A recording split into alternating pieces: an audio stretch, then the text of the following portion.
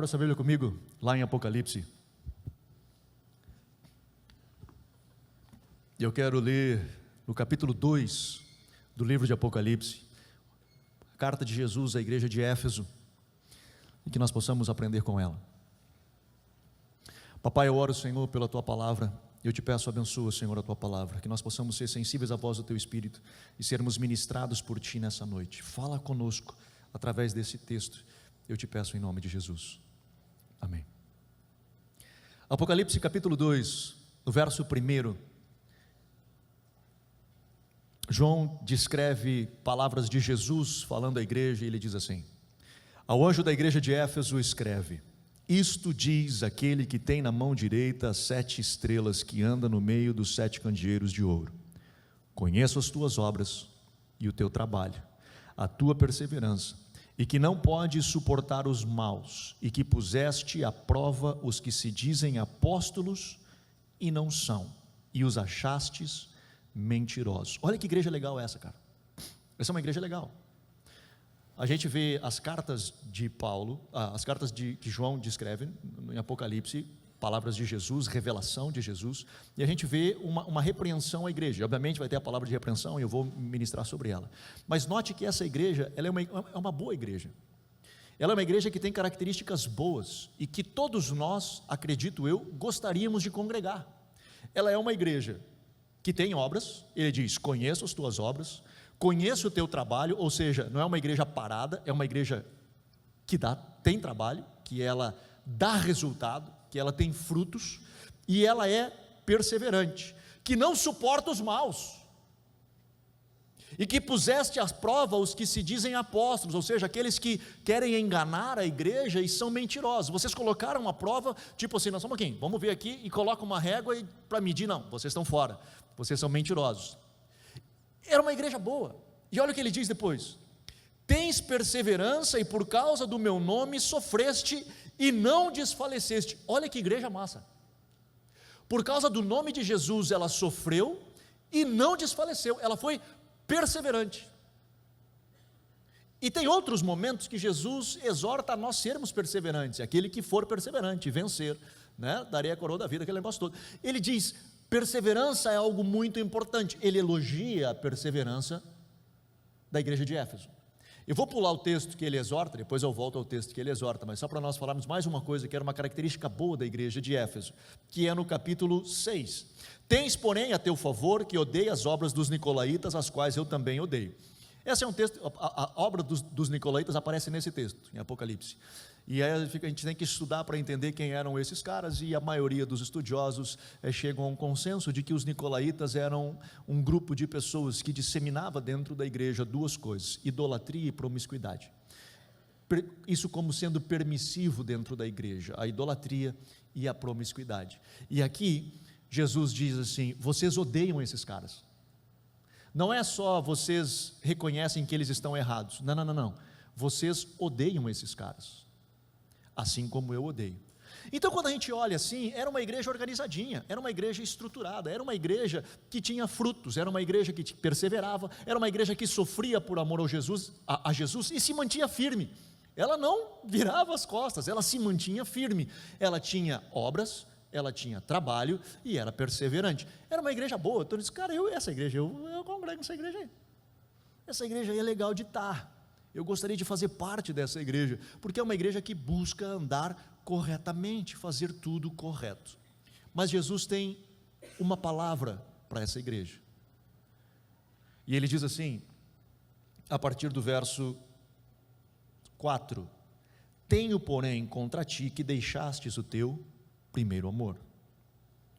Lembra-te de onde caíste, arrepende-te e pratica as primeiras obras. Note que eles já praticavam obras. Ele inicia dizendo: conheço as tuas obras. Então não é obra pela obra, ele diz, são as primeiras obras. Eu tenho contra ti que abandonaste um negócio, o primeiro amor. Você abandonou o primeiro amor, e esse é um problema. Arrepende-te, volta de onde caíste e começa a viver produzindo obras lá do início, as primeiras obras. Que primeiras obras são essas? Eu sei que toda vez que eu ouvia pregação sobre o primeiro amor, voltar ao primeiro amor, eu sempre me sentia condenado, porque eu sempre achava que eu precisava voltar para trás. Tem alguma coisa que eu deixei para trás. E que eu não amo mais como eu amava. Eu lembro que quando eu me converti, cara, eu fiquei apaixonadaço por Jesus, mas apaixonado mesmo.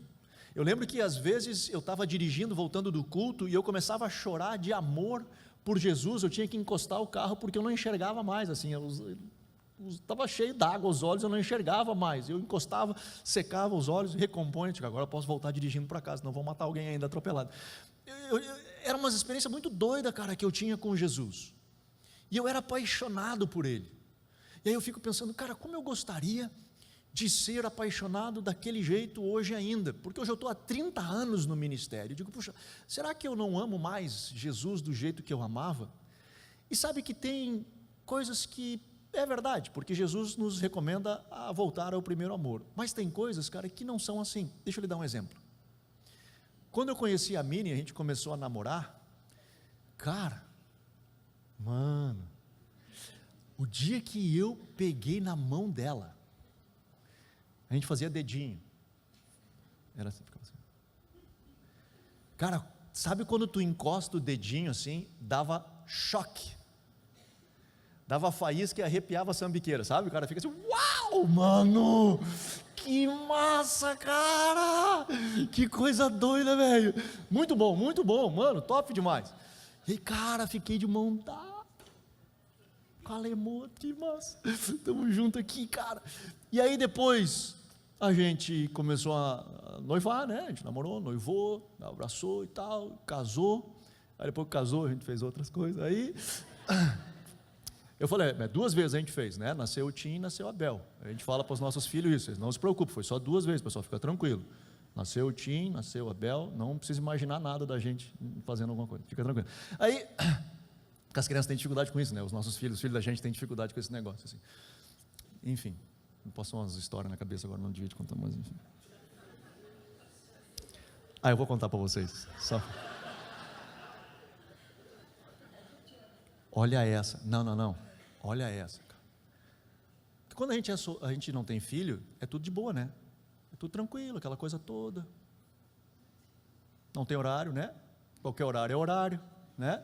Depois que nasce os filhos, tem um probleminha, que tem que começar a ajeitar, jogar para cá, jogar para lá, bota para dormir, vai dormir, não, quer dormir, tu quer dormir, né? A gente começa com as coisas assim.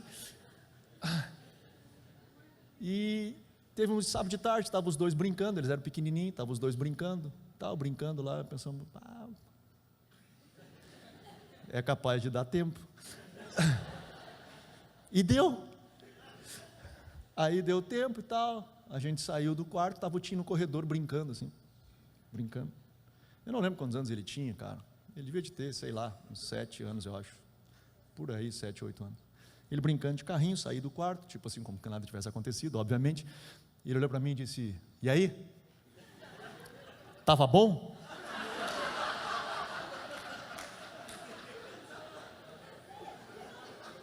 Cala essa tua boca, piada, tu tá louco? Olha isso, mano.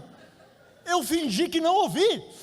Eu cruzei reto, como que diz assim, não, cara, isso não aconteceu comigo, não pode ter acontecido isso. Sabe quando sobe aquele vermelhão na tua cara, assim, com o teu guri de 7, mas enfim. Tá, vamos voltar ao ponto, que não é esse o meu ponto hoje. Desculpa, pessoal, desculpa, eu não consigo voltar mais. Primeiro amor, amém. Cara, hoje eu pego na mão da Miriam, e não dá mais choque. Não dá. Eu estou 27 anos casado com ela. E não dá mais choque. Significa que eu não amo mais ela? Não, cara. Significa que a gente evoluiu num processo, a gente está numa outra fase. Nós vivemos outras coisas, nós valorizamos outras coisas, né? Seria muito estranho se nós estivéssemos vivendo ainda coisas lá de trás. É mais ou menos quando, um dia um amigo meu chegou para mim e disse assim, Anderson, ele queria se separar da esposa, eu disse, eu não sinto mais o que eu sentia antigamente. Ele conheceu uma outra mulher e começou a botar a mão e dar choquinho. E aí ele disse, cara, com ela eu sinto aquilo que eu sentia antigamente. É verdade, espera 10 anos que não vai sentir mais também. Porque tu evolui, é um processo. É a mesma coisa que nós olharmos uma mulher de 45 anos que se veste que nem a filha de 14. Ah, mas eu quero viver, aquela fase foi muito boa na sua vida. Que legal, que foi bom, mas agora você tem 45 anos. É o cara que quer viver surfando com 60 anos de idade, nada contra surfar e viver, mas o cara fica preso a uma boa fase que ele teve na vida dele, que aquilo foi muito bom, e ele gostaria de ficar vivendo o resto da vida. Cara, aquela foi uma fase, hoje nós temos outras fases que são igualmente boas ou melhores até, do que aquela que nós vivemos, nós precisamos aprender a evoluir. Então tem coisas, cara, voltando ao ponto do nosso amor por Jesus, que não quer dizer que nós não amamos mais a Jesus daquele jeito, porque aquela primeira experiência que nós tivemos, ela causou um impacto. Hoje, eu estou 30 anos no Evangelho, hoje eu tenho uma experiência caminhando com Jesus, que a minha relação com Jesus, ela é com certeza muito mais profunda que era quando eu me converti, porque eu não conhecia nada, eu não tinha ideia de nada. Então hoje a minha relação com Jesus, ela é diferente, e ela precisa ser diferente, do contrário eu estou vivendo uma época anômala, né? É o 45 anos se vestindo de 14, não dá, eu preciso evoluir neste processo. Mas tem uma coisa que Jesus diz, cara, tem um negócio que tu não pode perder, e são as obras do primeiro amor. Que obras são essas? Porque eu continuo fazendo obras, e acho que até mais, porque hoje, lá atrás eu me converti e só me convertia. Hoje, 30 anos depois, eu dediquei a minha vida inteira para que outras pessoas pudessem ter um encontro com Jesus. Eu disse, Senhor, se eu puder gastar a minha vida para que outras pessoas tenham essa experiência, eu vou fazer isso. E 30 anos depois é isso que eu faço, e não só eu faço, coloquei minha família inteira nesse negócio todo, e um monte de pessoas envolvidas nesse negócio, fazendo exatamente isso. Então hoje, teoricamente, de obras, eu faço muito mais do que eu fazia antes, quando eu me converti. Mas Jesus repreende a igreja, que era uma igreja legal, que era uma igreja top, que era uma igreja que fazia coisa legal, andava correto, perseverava, sofria por amor a Jesus, que é o que nós queremos ver, e ele diz, mas eu tenho um negócio contra ti, que tu perdeu o primeiro amor, arrepende-te de onde caíste e volta. Do que Jesus está falando? Que experiência que Jesus está dizendo, e que obras são essas que eu devo de fazer, que se relacionam ao primeiro amor?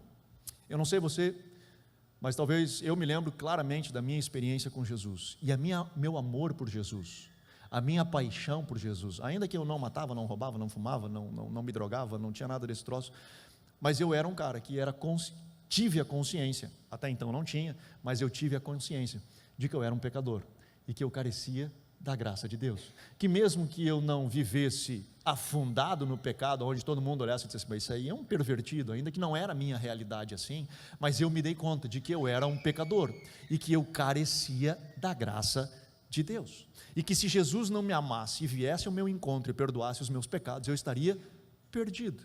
Essa consciência de que eu estava perdido, e fui achado, estava morto e revivi, diz assim, cara, Jesus, muito obrigado, eu te amo, o meu amor por Ele, a razão do meu amor por Ele, lá no início, foi que eu me dei conta de que eu estava perdido, e Ele me amou primeiro.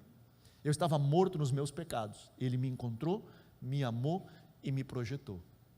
E essa é a razão do primeiro amor, as obras do primeiro amor. Quer ver? Abre comigo lá em Lucas, no Evangelho de Lucas, no capítulo 7, conta uma história muito conhecida nossa.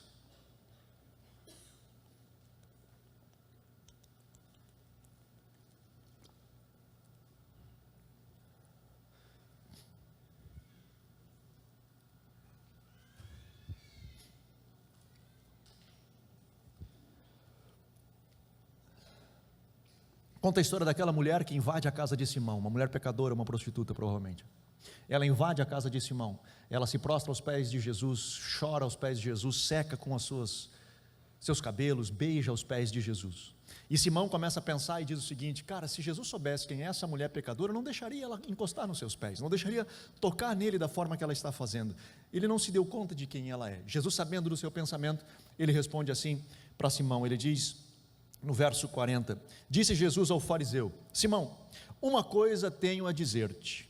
Respondeu ele: dize-a, mestre. Certo credor tinha 2 devedores, um lhe devia 500 denários e o outro 50. Não tendo eles como pagar, perdoou-lhe a ambos. Ora, qual deles o amará mais? Respondeu-lhe Simão: tenho para mim que é aquele que mais perdoou. Disse-lhe Jesus: julgaste bem.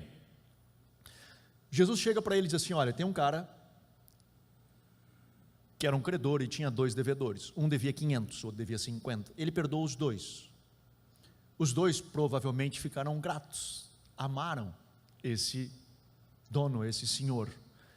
Qual dos 2 tu acha, Simão, que amou mais? Ele disse: olha, tenho para mim, me parece que o cara que tinha 500 e foi perdoado, é como se tivesse tirado das costas dele com a mão uma tonelada. Esse cara provavelmente deve de amar mais. Jesus responde: é verdade, Simão, é assim mesmo, tu julgaste bem, é desta forma. E aí Jesus fala o seguinte, falando com Simão, olhando para a mulher, ele diz assim, 44, então voltando-se para a mulher, disse a Simão: vês tu essa mulher? Entrei na tua casa e não me deste água para os pés, ela porém regou com lágrimas os meus pés e os enxugou com seus cabelos. Não me deste ósculo, mas ela desde que entrou não cessou de me beijar os pés. Não me ungiste a cabeça com óleo, mas esta ungiu-me com os pés com unguento. E aí o verso 47 é a chave, ele diz assim: pois isso te digo, que os seus muitos pecados lhe são perdoados, pois muito amou. Mas aquele a quem pouco é perdoado, pouco ama.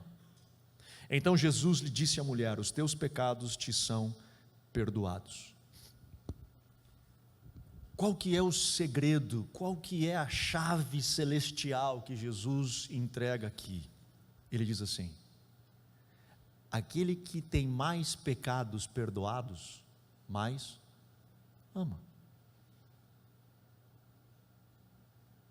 Em outras palavras, Jesus está dizendo o seguinte: aquele que reconhece que não era nada, que conseguiu chegar à consciência de que não prestava, e Deus na sua misericórdia veio ao seu encontro, o amou e perdoou os seus pecados. Esse cara diz: mano, eu não posso fazer outra coisa a não ser me devotar a Ele, eu não posso fazer outra coisa a não ser declarar o meu amor a Ele. Jesus diz: o cara que teve mais pecado perdoado, mais ama. Agora me escute, Jesus não disse assim: aquele que tem mais pecado, mais ama. Ele disse: aquele que tem mais pecado perdoado. Ou seja, para eu ter pecado perdoado, eu preciso 2 coisas: eu preciso reconhecer que eu pequei e preciso me arrepender. Quando eu reconheço, sou um pecador, Senhor, me perdoe, eu recebo perdão. E quando eu recebo perdão, eu noto que a graça, que eu não fiz nada para merecer, me alcança. E quando essa graça, porque primeiro, para eu reconhecer, eu preciso cair realmente em mim, ou cair em si, cair em mim, e dizer: estou mal, isso aqui está mal, não está legal na minha vida isso, esse estilo de vida não está legal na minha vida, não é bom isso, tem coisas na minha vida que ainda tem manchas, se a luz de Cristo bater em mim, vai encontrar ainda alguma coisa que não está legal, e eu digo: Senhor, tira isso de mim, arranca essa mancha, tira esse sentimento, porque eu não consigo continuar assim, eu sou pecador, eu preciso de Ti. Quando eu reconheço e me arrependo, e a graça vem, e o Senhor me transforma, cara, vem um sentimento de gratidão, que é o que aconteceu quando a gente se converteu. Só que Jesus diz: você não pode perder isso. Por mais que você ande corretamente hoje, por mais que você faça tudo certinho hoje, por mais que você persevere, que tenha boas obras, que você continue trabalhando forte, duro, que você odeie o mal, que você julgue aqueles que são mentirosos, que se dizem apóstolos e não são, que você odeie as obras dos nicolaítas, cheio de idolatria, de promiscuidade, que você procure viver corretamente. Se você individualmente não continuar reconhecendo que você precisa de mim, se você individualmente não reconhecer que você continua sendo um pecador e carece da graça de Deus, se você não me amar, reconhecendo que você não era nada e que precisa de mim, essas obras que vocês fazem estão muito boas para uma religião, são muito boas para uma estrutura religiosa, para um ambiente saudável de igreja, mas não é isso que eu busquei construir. O cristianismo é relacional. O cristianismo é um relacionamento de um pai que nos ama, que deseja se relacionar com os seus filhos.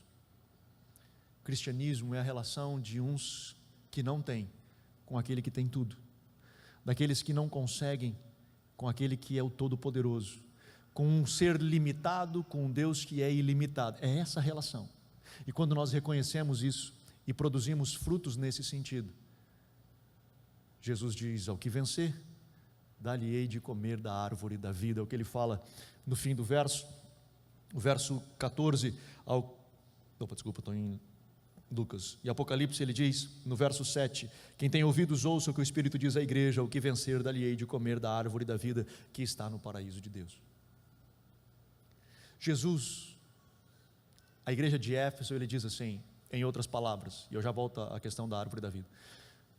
Jesus diz à igreja de Éfeso: cara, vocês podem ter boas obras, vocês podem ter boas obras, vocês podem fazer tudo certinho. A grande questão não é o que vocês estão fazendo, é por que vocês estão fazendo o que estão fazendo. O que motiva vocês a fazerem o que vocês fazem? Você faz porque esse é o certo a ser feito? Tá bom até, dá um bom ambiente. Você faz porque a Bíblia diz que precisa ser feito? Tá bom, vai dar certo.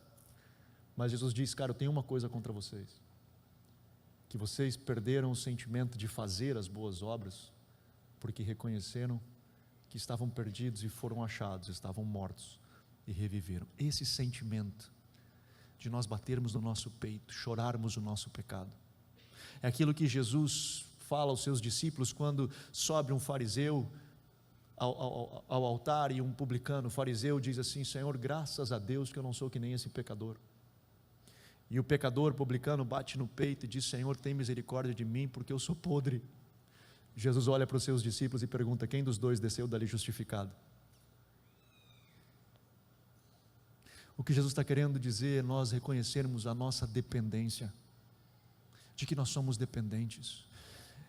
Meu irmão, quando foi a última vez que você bateu no seu peito, em lágrimas, diante do Senhor, dizendo: Pai, tira de mim esse pecado? Quando foi a última vez que você chorou diante do Senhor, dizendo assim: Pai, me perdoa, porque eu continuo repetindo padrões que hoje, depois de 30 anos de fé, eu não deveria mais estar fazendo, e eu continuo fazendo. Senhor, tem misericórdia de mim, me perdoa, em lágrimas. Quando foi a última vez que isso aconteceu, que você clamou ao Senhor e disse: Senhor, me perdoa, eu me arrependo?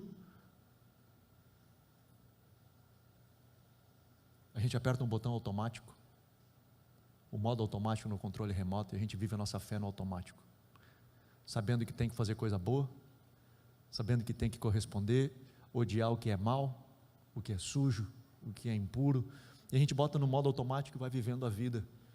E quando Jesus diz: cara, eu quero me relacionar contigo, e nessa relação com Jesus, quando Ele vem e me ilumina, aonde tem sujeira vai aparecer, mano.